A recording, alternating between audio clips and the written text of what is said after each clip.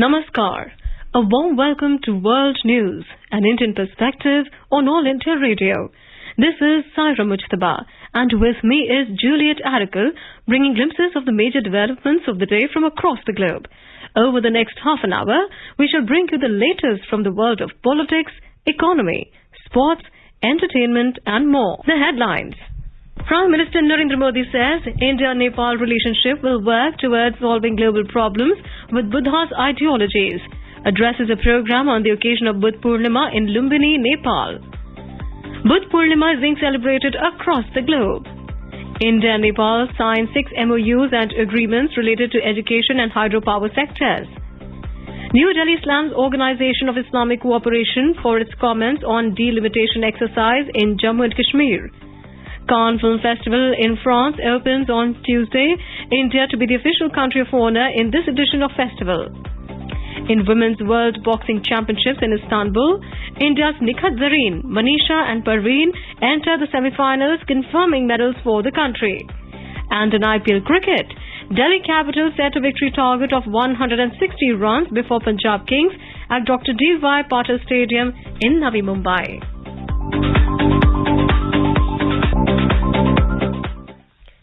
And now the news in detail. Prime Minister Narendra Modi has said that the friendship and closeness between India and Nepal will work for the benefit of humanity amid the kind of global situation that is emerging today. He was addressing a program in Lumbini, Nepal on the auspicious occasion of Buddha Purnima on Monday. जिस तरह की वैश्विक परिस्थितियां बन रही हैं, उसमें भारत और नेपाल की निरंतर मजबूती होती मित्रता, हमारी घनिष्ठता संपूर्ण मानवता के हित का काम करेगी और इसमें भगवान बुद्ध के प्रति हम दोनों ही देशों की आस्था, उनके प्रति असीम श्रद्धा हमें एक सूत्र में जोड़ती है। बुद्ध मानवता के सामूहिक बोध का अवतरण है। बुद्ध बोध भी है और बुद्ध शोध भी है, बुद्ध विचार भी है और बुद्ध संस्कार भी है। बुद्ध इसलिए विशेष है कि उन्होंने केवल उपदेश नहीं दिए, बल्कि उन्होंने मानवता को ज्ञान की अनुभूति करवाई। Mr. Modi said the India-Nepal relationship will work towards solving global problems with Buddha's ideologies. The Prime Minister said the construction of the Lumbini Museum in Nepal is also an example of Indo-Nepal cooperation. He said both the countries have also decided to establish the Dr. Ambedkar Chair for Buddhist Studies in Lumbini Buddhist University. He said Buddha is an embodiment of the collective understanding of humanity. Mr. Modi expressed confidence in the role India and Nepal's youth will play in taking the teachings of Buddha to the world. ये साझी विरासत, ये साझी संस्कृति, ये साझी आस्था और ये साझा प्रेम, यही हमारी सबसे बड़ी पूंजी है और ये पूंजी जितनी समृद्ध होगी, हम उतने ही प्रभावी ढंग से साथ मिलकर दुनिया तक भगवान बुद्ध का संदेश पहुंचा सकते हैं, दुनिया को दिशा दे सकते हैं। Prime Minister Modi asserted that Nepal has always been at the forefront in practicing spirituality. This was Prime Minister Modi's 5th visit to Nepal since 2014 and his first to Lumbini. Mr. Modi's visit continues the tradition of regular high-level exchanges between India and Nepal in furtherance of India's neighbourhood first policy. It underscores the shared civilizational heritage of the people of both the countries. The Prime Minister of Nepal, Sher Bahadur Deuba, thanked Prime Minister Narendra Modi for visiting Lumbini on Buddha Purnima. In a tweet, Mr. Deuba said he believes that Mr. Modi's special pilgrimage to the birthplace of Lord Buddha has further strengthened the friendship and cultural ties between Nepal and India. Meanwhile, India and Nepal signed and exchanged 6 MOUs and agreements. They include an MOU between Indian Council of Cultural Relations and Lumbini Buddhist University on the establishment of Dr. Ambedkar Chair for Buddhist Studies and an MOU between Indian Council of Cultural Relations and Kathmandu University on the establishment of the ICCR Chair of Indian Studies. A letter of agreement between Kathmandu University and Indian Institute of Technology IITM was also signed for a joint degree program at the master's level. An agreement between SJVN Limited and Nepal Electricity Authority for development and implementation of Arun 4 project was also signed. The MOUs and agreements were signed after bilateral talks between Prime Minister Narendra Modi and his Nepalese counterpart Sher Bahadur Deuba in Lumbini. In today's Hotspot section, we bring you a discussion on Prime Minister Narendra Modi's visit to Lumbini. In conversation are Rakesh Sood, former diplomat, and Simran Sodhi, journalist.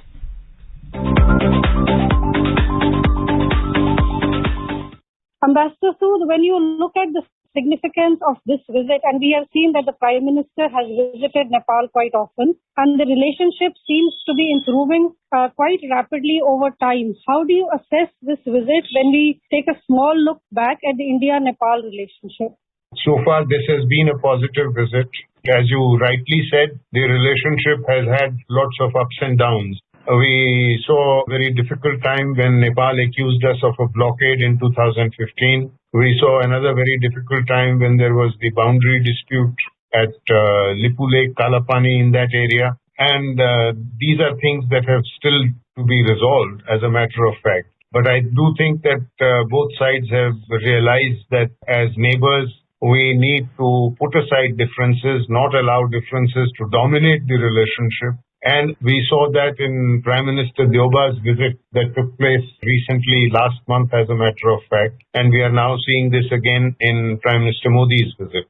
So this time, of course, he is not going to Kathmandu. He is using his visit to Lumbini as a demonstration of the old cultural and historical and civilizational ties between India and Nepal, and he is kind of underscoring that. And he had wanted to go there earlier also in 2014. At that time, it didn't prove to be possible. He has, as a matter of fact, visited the other religious sites like Pashupatinath, Janakpur, which is associated with Ramayana, and other temples like Muktinath. And I think Lumbini was one that he had also wanted to do to complete his demonstration of the soft power, the soft ties that draw India and Nepal together. Ambassador Sood, we also see that Prime Minister today, while addressing the International Buddhist Conference in Lumbini, said that India and Nepal's ever-strengthening friendship and our closeness will benefit the entire humanity in the kind of global conditions that are emerging. And we also see that the PM has gone there and the Buddhist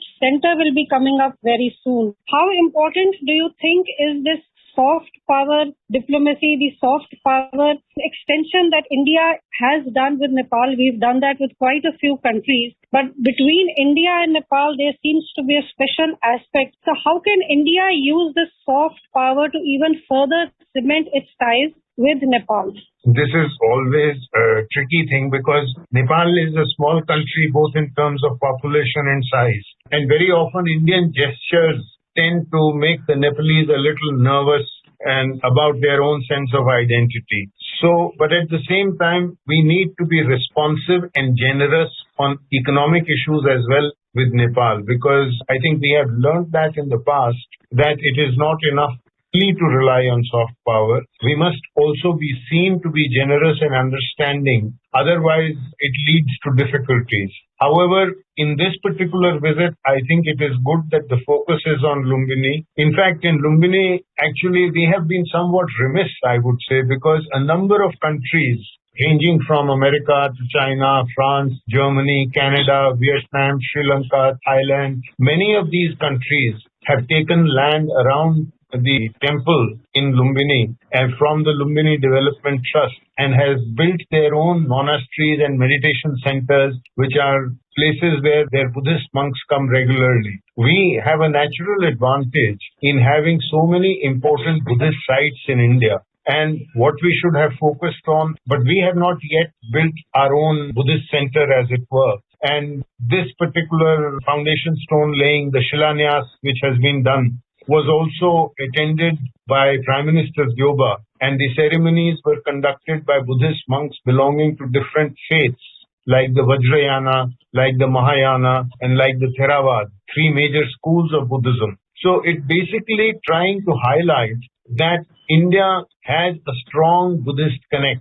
After all, while Buddha was born in Lumbini, it is in Bodh Gaya that he received enlightenment. It is in Sarnath that he had his first sermon, and it is in Kushinath where he achieved his Mahanirvan. So in that sense, there is enormous scope for a Buddhist pilgrimage circuit, which could have a lot of impact.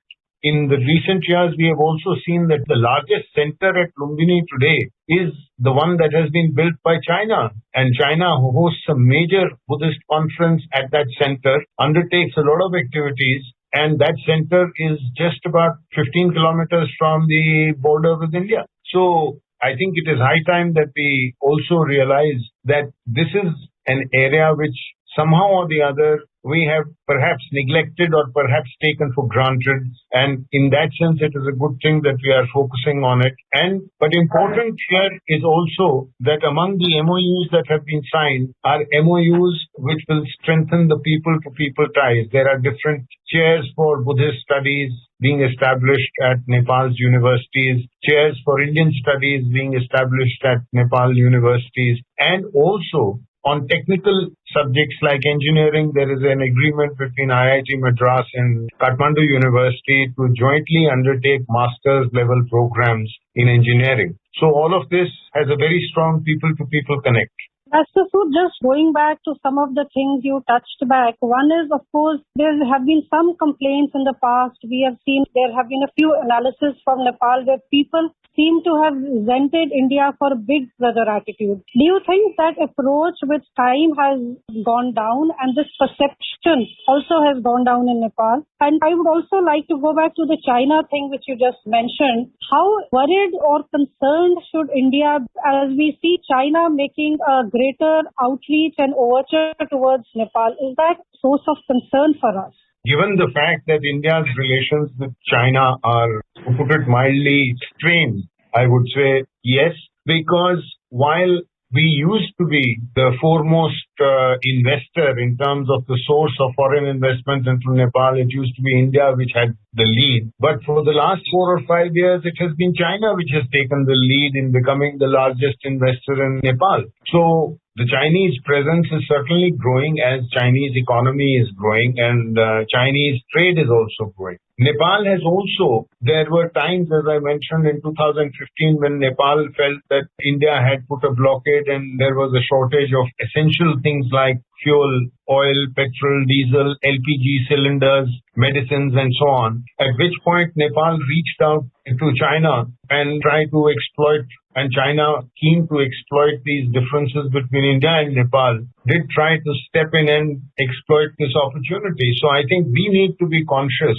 That is, which brings me to what I mentioned earlier, that we need to be sensitive because between a small country and a large neighbor, there are always sensitive areas.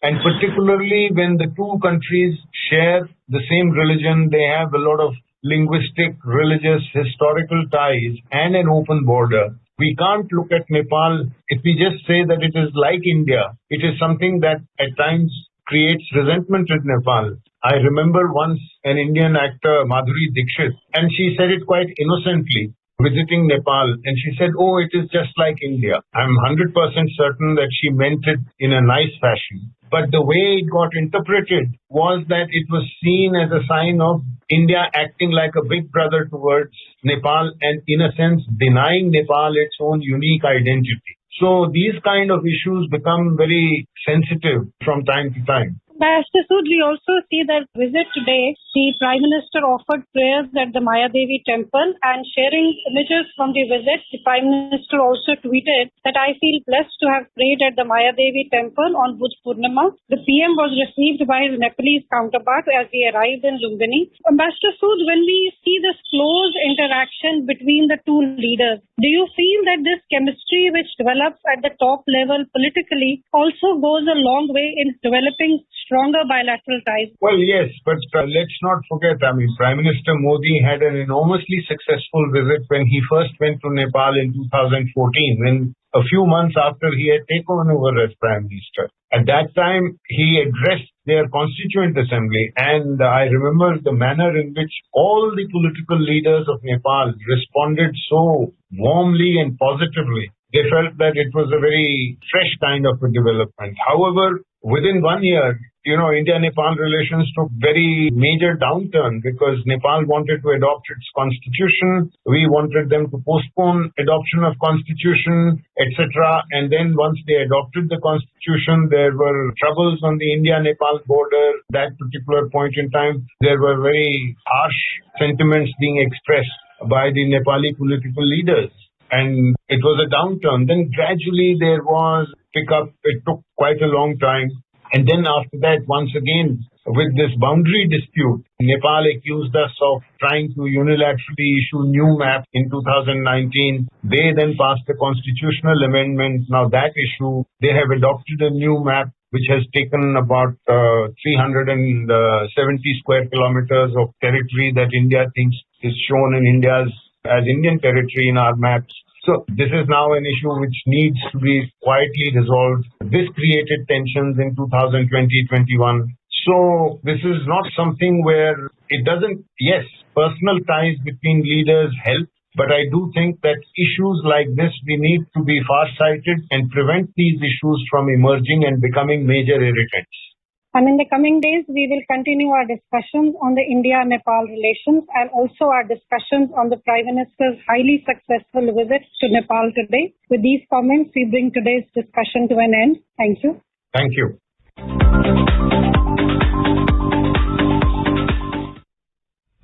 Buddha Purnima is being celebrated across the globe on Monday.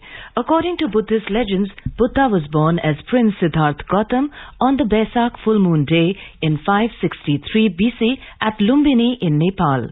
His birth anniversary is also known as Vaisakhi Buddha Purnima or Vesak. The full moon day, Buddha Purnima, is the most sacred day for Buddhists. Prince Siddhartha was born at Lumbini Grove on the full moon day of Baisakh, month of the Buddhist calendar and the Bikram Sambat Hindu calendar. He attained enlightenment under the shade of the Bodhi tree and became Gautam Buddha at Bodh Gaya, also on the same full moon day, and after 45 years of teaching the truth, when he was 80, he passed away at Kushinara on the very same full moon day. This day is commemorated by Buddhists all over the world and is a major festival in countries like India, Nepal, Bhutan, Burma, Thailand, Tibet, China, Korea, Laos, Vietnam, Mongolia, Cambodia, Singapore, Indonesia and Sri Lanka. India has slammed Organization of Islamic Cooperation for its comments on delimitation exercise in Jammu and Kashmir. In response to media queries on Monday, the Ministry of External Affairs spokesman Arindam Bagchi said they are dismayed that the OIC Secretariat has once again made unwarranted comments on the internal affairs of India.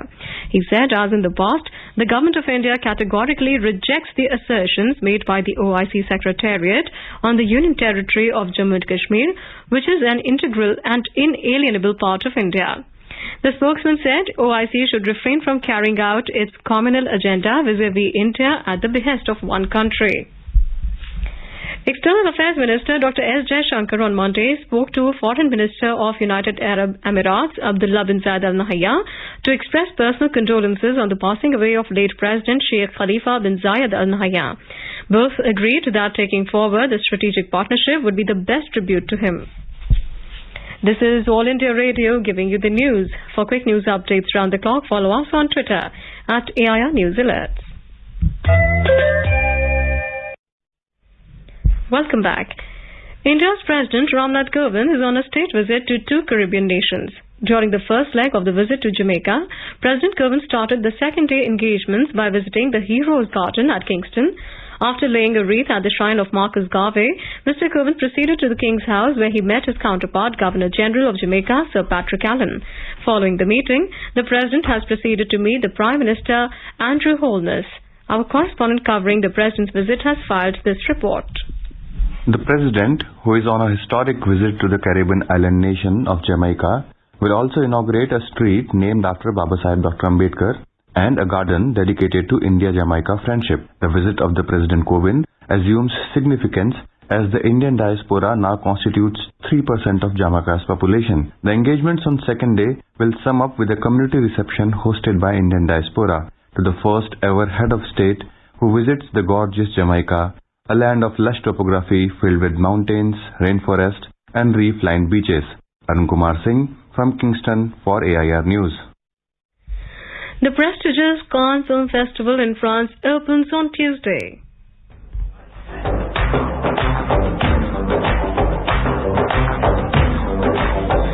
The red carpet event at the 75th Cannes Film Festival is going to be a gala event as Information and Broadcasting Minister Anurag Thakur, along with movie celebrities including A.R. Rahman and Nawazuddin Siddiqui, are set to walk as part of the Indian delegation. A desk report. It is one of the big three major European film festivals alongside the Venice Film Festival in Italy and the Berlin International Film Festival in Germany, as well as one of the big five major international film festivals, which consists of the three major European film festivals, the Toronto International Film Festival in Canada and the Sundance Film Festival in the United States.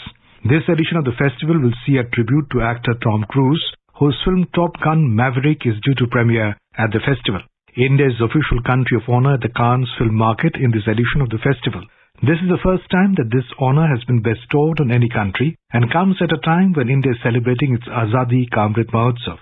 The lineup of Indian films to be screened at Cannes includes the world premiere of R. Madhavan's Tara, Rocketry The Nambi Effect, Marathi film Godavari, Hindi film Alpha Beta Gamma, Mishing language film Bumba Ride, Hindi and Marathi film Dhui, Malayalam film Tree Full of Parrots.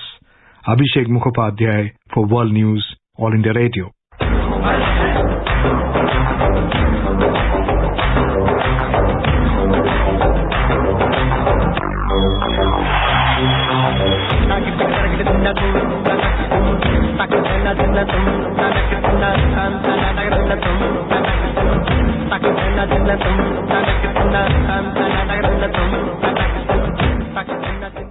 Heads of missions from 14 countries participated in an interaction with BJP President Jagat Prakash Nadda at the party's headquarters in New Delhi on Monday.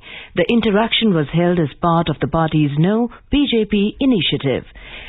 Envoys of US, Australia, Canada, Israel, Denmark, Bhutan, Fiji, Indonesia, New Zealand, Philippines, Sri Lanka, Kenya, Suriname and Dominican Republic attended the event hosted by the BJP Overseas Cell. Convener of BJP Overseas Cell, Dr. Vijay Chauthaiwale, welcomed the envoy. A short film was shown on the inception of Bharatiya Jan Sangh and the BJP and its journey from 2 to 303 MPs in the lower house of Parliament. Minister of State for External Affairs V. Muralidharan will lead the Indian delegation for the first International Migration Review Forum being held under the auspices of the General Assembly at the United Nations in New York from 17th to 20th of this month. The International Migration Review Forum will serve as the primary intergovernmental global platform to discuss and share progress on the implementation of all aspects pertaining to migration and its intersection with the Sustainable Development Goals. It will consist of 4 interactive multi-stakeholder roundtables, a policy dialogue and a plenary. It will result in adoption of a progress declaration. Mr. Muralidharan will deliver an official statement at the plenary session of the IMRF. In Sri Lanka, island-wide curfew has been imposed from 8 p.m. on Monday till 5 a.m. on Tuesday. The President's Media Division informed. Earlier, the authorities announced that it lifted a nationwide curfew fully to mark the Buddhist festival of Vesak. The government had declared a 2-day holiday and announced it was lifting the curfew for the day without saying when or whether it would be reimposed. In 12th IBA Women's World Boxing Championships in Istanbul, India's Nikhat Zareen in 52 kg, Manisha in 57 kg and Parveen in 63 kg category have entered the semi-finals of the tournament, confirming medals for the country. Nikhat Zareen beat England's Charlie Davidson 5-0, while Manisha defeated Monkor of Mongolia 4-1. Parveen defeated Shoira Zule Narowa of Tajikistan 5-0. In IPL cricket, Delhi Capitals have set a victory target of 160 runs before Punjab Kings at Dr. D.Y. Patil Stadium in Navi Mumbai. In reply, Punjab Kings were 108 for 7 in 15.3 overs when reports last came in. Earlier, Punjab Kings won the toss and opted to bowl first. And now let's take a look at the major developments around the world as reported in the foreign press. Now let's start with the press reports on China. Reuters reports China's economic activity cooled sharply in April as widening COVID-19 lockdowns took a heavy toll on consumption, industrial production and employment, adding to fears the economy could shrink in the second quarter. SCMP writes China's domestic demand is dramatically contracting under the weight of its zero COVID measures. The Daily Mail writes China's leader Xi Jinping is suffering from brain aneurysm and wants to be treated with traditional medicine, reports claim. ANI writes Chinese social media is buzzing with speculations that President Xi Jinping might step down from his position following the mismanagement of the stringent COVID-19 lockdowns accompanied by the economic slump in the country. Now let's have a look at the press reports on Nepal. The Kathmandu Post reports that voter turnout was local in this local election compared to the last local election held in 2017. The Rising Nepal reports that the Election Commission has urged the concerned authorities to expedite the vote counting by making it better managed so as to complete the task in the stipulated time.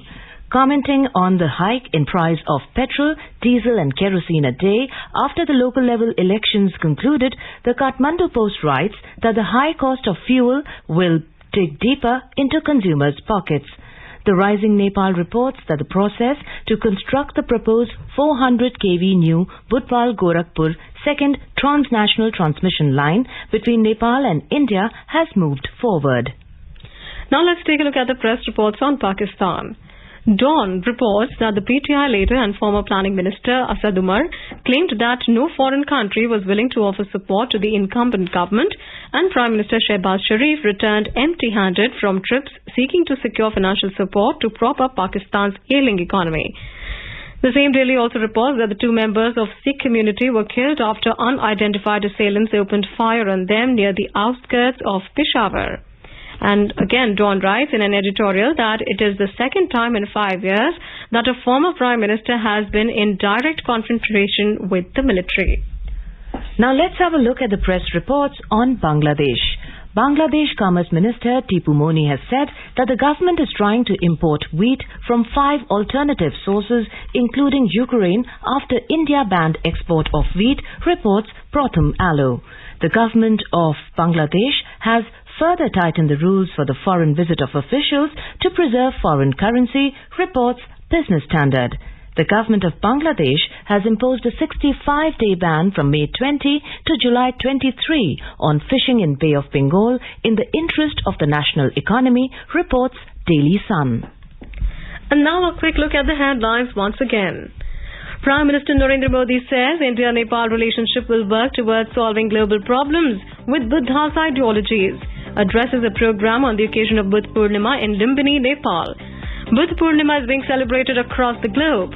India and Nepal signed 6 MOUs and agreements related to education and hydropower sectors.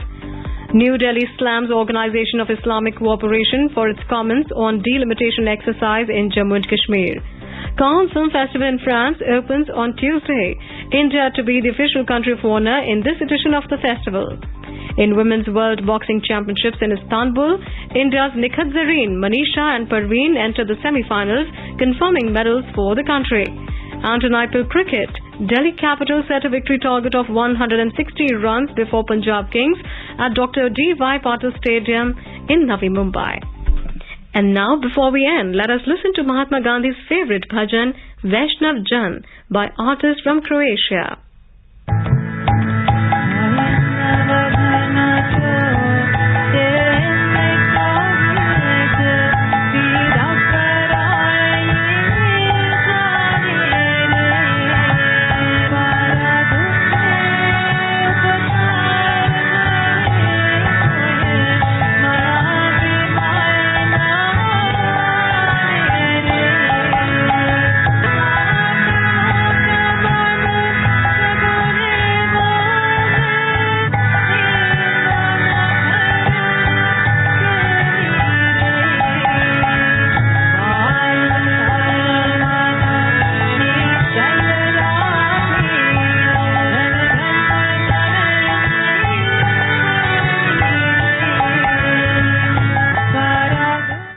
with that, we end this bulletin. We'll be back at the same time tomorrow with the next edition of World News.